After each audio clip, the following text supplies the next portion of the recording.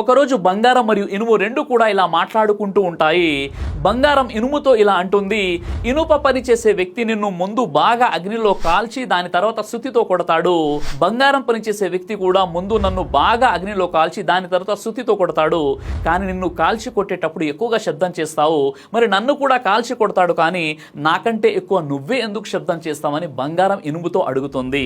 దానికి ఇనుము చాలా అద్భుతంగా సమాధానం ఇస్తుంది. చూడు బంగారమా, నిన్ను ఏ సుత్తితో కొడతారో ఆ సుత్తి ఇనుముతో తయారు చేస్తారు. నీకు ఇనుముకు పెద్ద సంబంధం లేదు, కానీ నన్ను ఏ సుత్తితో అయితే కొడతారో ఆ సుత్తిని ఇనుముతోనే తయారు చేస్తారు. మన వాళ్ళే మనల్ని కొట్టినప్పుడు, బాధ పెట్టినప్పుడు అరుపులు శబ్దాలు రాకుండా ఉంటాయా అని ఇనుము సమాధానమిస్తుంది. పరాయి వాళ్ళు మోసం చేసినా తట్టుకోగలం, కానీ మన అనుకున్న వాళ్ళు, మన వాళ్ళే మనల్ని మోసం చేస్తే దాని బాధ అనేది మాటల్లో మనం వివరించలేము.